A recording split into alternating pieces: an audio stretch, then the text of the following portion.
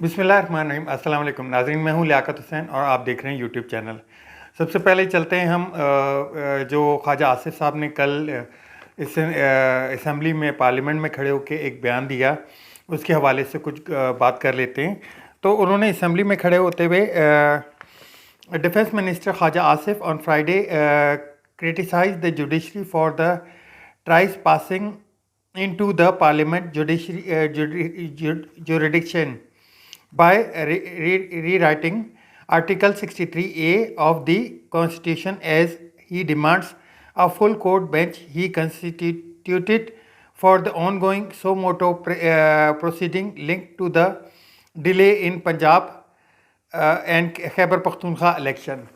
तो बात इस तरह से है कि जो अदलिया के ख़िलाफ़ आपने देखा होगा कि जिस तरह से बयानबाजी शुरू हुई है। सबसे पहले तो उसमें एक प्रेस कॉन्फ्रेंस हुई थी राना सनौला साहब की तरफ से, और उसमें कुछ ऑडियो जो है उसको लीक किया गया, उनके बारे में बताया गया। उस पर काफ़ी वो बात भी हो चुकी है, मैंने आपको वो बात भी बता दी है कि परवेज़ इलाही साहब और जो मज़ाहिर अली नकवी जस्टिस साहब हैं, उनकी जो बात हुई थी उनके एक पीए के फ़ोन पे से, उस पे भी। और उसके बाद जो एक अलग से एक केस चल रहा था गुलाम मोहम्मद डोगर के साहब के हवाले से जिस पे एक नोट लिखा था दोनों जजेस ने, जस्टिस एजाजुल हसन ने और जस्टिस मज़ाहिर अली नकवी ने, कि डिले ऑफ इलेक्शन जो है ये कॉन्स्टिट्यूशन या आर्टिकल आइन के ख़िलाफ़ है। आइन के मतलब आइन इसकी इजाज़त बिल्कुल नहीं देता। तो उन्होंने नोट लिख के जो मामला है वो जस्टिस साहब के सामने पेश कर दिया, और जस्टिस साहब ने जो है चीफ जस्टिस साहब ने 23/22 को जो है सो मोटो एक्शन ले लिया था इस पर, और 9 जजेस का एक बेंच बनाकर इस पर समाअत शुरू कर दी थी। तो उसके बाद जो है मरीम नवाज़ साहिबा ने सरगोदा में एक कन्वेंशन में एक इजलास में बाकायदा तस्वीरें उनकी लगाकर और जो सारा मामला है उस पर बात की, और जजेस के नाम लेके उनको जो है हाईलाइट किया। उन जजेस के बारे में मैं बता भी चुका हूँ कि उनमें से जो जजेस के नाम लिए जा रहे हैं वो जजेस पानामा में थे ही नहीं। और जिनके फैज़ हमीद साहब के बारे में बोला जा रहा है, तो फैज़ हमीद साहब भी उस वक्त जिस वक्त इनके ख़िलाफ़ जो फ़ैसला आया उस वक्त भी मौजूद नहीं थे। जब नवाज़ शरीफ को बाहर भेजा गया, जब मरियम भेजा गया उस वक्त, और जिस वक्त इनकी जो सलमान शहबाज बाहर गए और इनके जो बहनोई हैं उनके सलमान शहबाज के अली के नाम से वो भी बाहर गए, तो उस वक्त जो थे DGISI वो फैज़ हमीद साहब थे। अब इसमें कोई शक नहीं है कि उस दौरान इनको बहुत मराहत मिली और ये उन्हीं पे क्रिटिसाइज़ कर रही हैं। अच्छा, फिर जब कल जो प्रोसीडिंग हुई उसमें भी आपने मैं आपको बता चुका हूँ कि कैसे एक नोट जो है वो जो है PP के एक वकील जो हैं उनके हाथ पहुँच गया, और उनको जो है पढ़ के सुनाया, हालांकि उस पर दस्तखत भी नहीं हुए थे। अब जो ये सारे मामलात हैं ये क्यों हैं, मैं इस पर पहले एक बात कर लेता हूँ।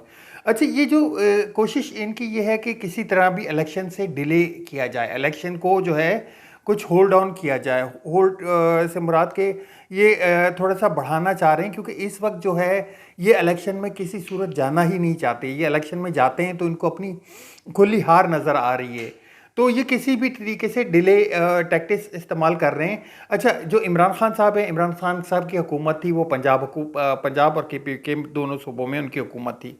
अच्छा, उसके ऊपर जो है उन्होंने इन दोनों असम्बलीज़ को तहलील किया। तहलील करने के बाद जब ये कोर्ट में मामला पहुंचा, अब जब कोर्ट में मामला पहुंच चुका है सो मोटो एक्शन के थ्रू, तो अब इनको क्योंकि देखिए कोर्ट जो है वो आइन की खिलाफ वर्जी या आइन को कहीं पे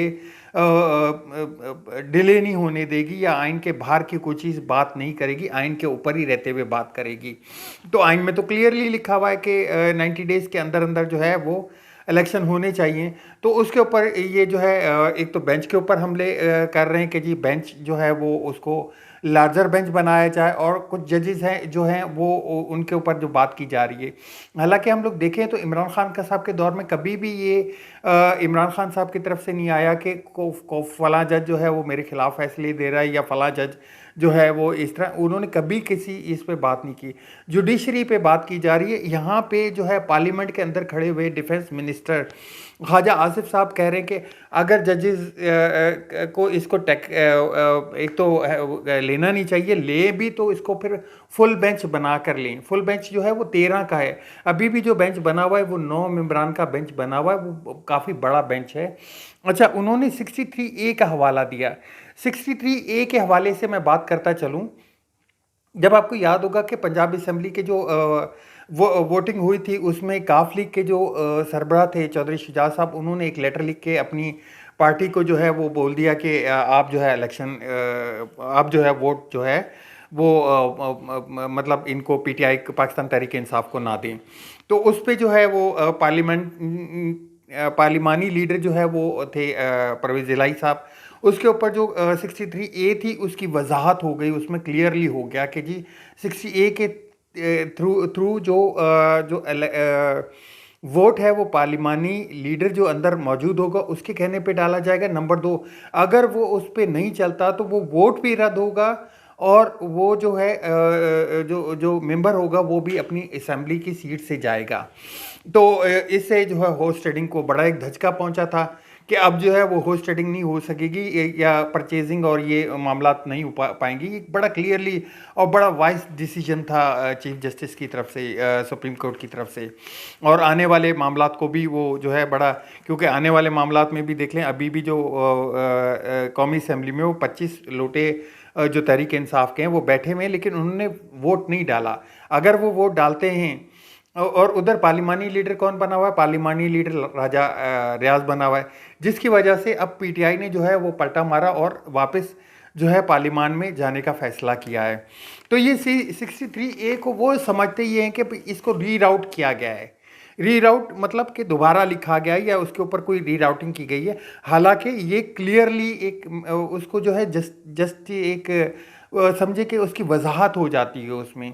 जैसे कि आप चीफ जस्टिस साहब ने एक और चीज़ बड़ी खूबसूरत कही कि कभी भी है वो सुप्रीम कोर्ट में साइल आया है, ये पहली दफ़ा है कि आइन ने दरवाज़ा खटखटाया है अदालत का और आइन जो है वो मदद मांग रहा है। उसके ऊपर ख्वाजा साहब का कहना था कि पार्लिमान के जो मामला है वो पार्लियामेंट, अब पार्लियामेंट में इनके इनके इनके पास दो चीज़ें, या तो ये पार्लियामेंट में हम ये हल किया जाए। अब पार्लियामेंट में हल करने के लिए देखा जाए तो इस वक्त 372 अरकान में से सिर्फ 186 अरकान यानी आधी से भी कम तादाद मौजूद है, जिसमें से 25 जो है वो अपोजिशन के बने बैठे हैं जो कि तहरीक इंसाफ के हैं, और वो तहरीक इंसाफ से की सीट जीत कर और अंदर जाके वो एक तरह से उनकी बात नहीं मान रही या वो बैठे हुए, तो वो भी वो एक समझ लें कि पूरी तादाद मौजूद नहीं। अभी एक हालिया एक जो फाइनेंस बिल हुआ था उस पर 85 या 86 अरकान की ज़रूरत थी, इन्होंने 60 अरकान के साइन करा के उसको पास करवाया है। 60 अरकान के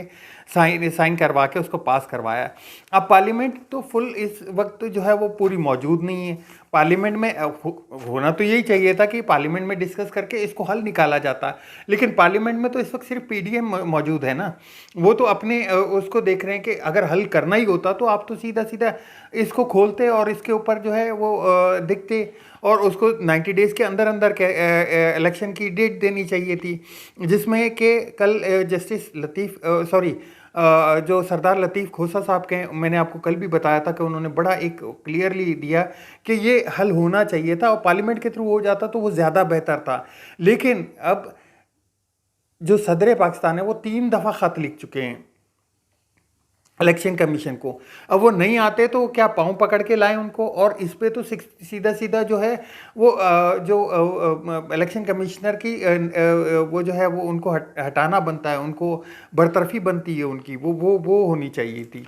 तो ये मामला अभी तक चल रहे हैं और इसमें जो है वो अदलिया की तरफ ही एक तरह से रुख है। आज जो मामला थे वो मैं अपने पिछले व्लॉग में आपको बता चुका हूँ कि जो आज समाअत हुई है, और अब इसकी जो समाअत है वो मंडे से जो है वो आगे ऑनगोइंग चलेगी और जो इतराज़ात थे आज वो भी जस्टिस साहब के सामने रखे गए। अब मंडे को देखा जाता है कि वो इसको लार्जर बैंक में चेंज करते हैं या जो है इसी बेंच के साथ चलते हैं। तो ये इंशाल्लाह फिर मंडे को जो मज़ीद अपडेट आएगी उसमें भी मैं आपको अपडेट करता चलूँगा। अच्छा, आगे चलते हैं जी। एक और मामला है, एक मैसेज है, ट्वीट है हम हमाद यूसुफ साहब का। उन्होंने कहा कि निगरान वज़ीर आला पंजाब ने पीएसएल सिक्योरिटी के लिए 45 करोड़ मांगे। नजम से सेठी ने रकम देने से इनकार किया।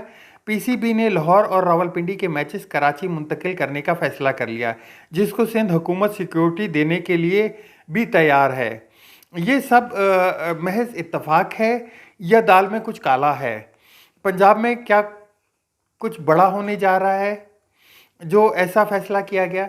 अब ये जो मामला है ये देखें, पहले तो ये हुआ कि जो मैचेस हैं वो सिंध और पंजाब में डिवाइड करके बनाए गए। अब उस पे जो है वज़ीर आला पंजाब जो हैं निगरान वज़ीर आला हैं, उन्होंने अपनी सिक्योरिटी के हवाले से 45 करोड़ रुपए मांग लिए। ये मामला पहले भी काफ़ी दफ़ा उठ चुका है, क्योंकि पीसीबी एक जो है वो एक अलग बॉडी है और वो अपने ठीक ठाक पैसे कमाती है इसमें। और उसकी जो सिक्योरिटी में सिंध हुकूमत के पिछली दफ़ा भी जो है वो अच्छे खासे पैसे लग गए थे और इस दफ़ा भी वो पैसे लग रहे हैं। पंजाब हुकूमत ने, जो निगरान पंजाब हुकूमत है, उन्होंने ये पैसे मांग लिए और नजम सेठी ने वहाँ के सारे मैच कैंसिल करके अब कराची में शिफ्ट कर दिए हैं। अब उनको ये लग रहा है कि ये जो मामला है ये आया कि वाकई जो है वो सिक्योरिटी की पेमेंट का है, या कुछ ऐसा कुछ बड़ा होने जा रहा है जिसकी वजह से ये मैच जो है पहले से शिफ्ट कर दिए गए हैं। इसकी मेरे पास मुकम्मल डिटेल तो मौजूद नहीं है, लेकिन मैं कल इसको अपने मज़ीद इसको देख के मज़ीद अपने नेक्स्ट व्लॉग में आपको अपडेट भी करूंगा। जब तक जहां दूसरी बात कहता चलूं कि जो शाहाना ख़र्चे हैं, जो जो अभी भी एक मैसेज आया अपना इसहाक डार साहब का कि उन्होंने 70 मिलियन जो है यूएस डॉलर वो अरेंज कर लिए हैं। तो हुकूमत की तरफ से जो कफ़ायत शारी के बार बार जो अंदाजे दिए जा रहे हैं या जो जो बयान दिए जा रहे हैं, उनकी एक तरफ से खुली खिलाफ वर्जी जो है उनकी अपनी ही फैमिली की तरफ से हो रही है। मैं अपने पिछले व्लॉग में बता चुका हूँ कि मरीम नवाज़ ना कोई एमएनए, ना कोई एमपीए हैं, ना कोई वज़ीर हैं, एक पार्टी हेड हैं या पार्टी का उनको एक ओहदा मिला हुआ है, उसके ऊपर उनको प्रोटोकॉल मिल रहा है और वो भी 18 गाड़ियों का। जबकि वज़ीर आज़म साहब जो हैं वो अपनी काफ़ी जगह पर ये कहते हुए नज़र आए कि हम जो मामला देख रहे हैं कि एक वज़ीर के साथ एक सिक्योरिटी की गाड़ी चलेगी और उससे हम लोग 200 अरब रुपए बचा लेंगे। अच्छा, 200 अरब रुपए पे मैं अपने व्लॉग में एक बता भी चुका हूँ कि अगर 200 अरब रुपए बचने थे तो आप ये आईएमएफ के सामने रखते, क्योंकि आईएमएफ का भी एक बयान आया था पिछले दिनों कि जी हम लोग पाकिस्तान की जो आवाम है, गरीब आवाम, उनके लिए कंसर्न है कि उनके ऊपर जो महंगाई का एक बोझ बहुत बड़ा पड़ गया है। 41% इन्फ्लेशन चल रहा है इस वक्त, जो कि इंतहाई बहुत ज़्यादा है, जिसको आप समझे कि आवाम की चीखें निकल रही हैं। तो उनके सामने रख देते कि जी हम 200 अरब रुपए यहाँ से अपनी बचत करके निकाल सकते हैं और आप 170 अरब रुपए के जो मज़ीद टैक्सेस हैं वो पाकिस्तान पे नहीं लगाते, जिनकी वजह से इतनी महंगाई आई है। लेकिन ये तो खैर इनकी जो ऐलानात हैं वो ऐलानात की हद तक ही होते हैं, उन पे कोई अमल जो है वो दिखता हुआ या करते हुए नज़र नहीं आते। होता हुआ नज़र आए तो बात बनती है। अब तक के लिए इतना ही, मिलते हैं नेक्स्ट व्लॉग में। दोबारा आपको रिक्वेस्ट करूंगा मेरे चैनल को शेयर और सब्सक्राइब ज़रूर कीजिएगा। अल्लाह हाफिज़। पाकिस्तान जिंदाबाद।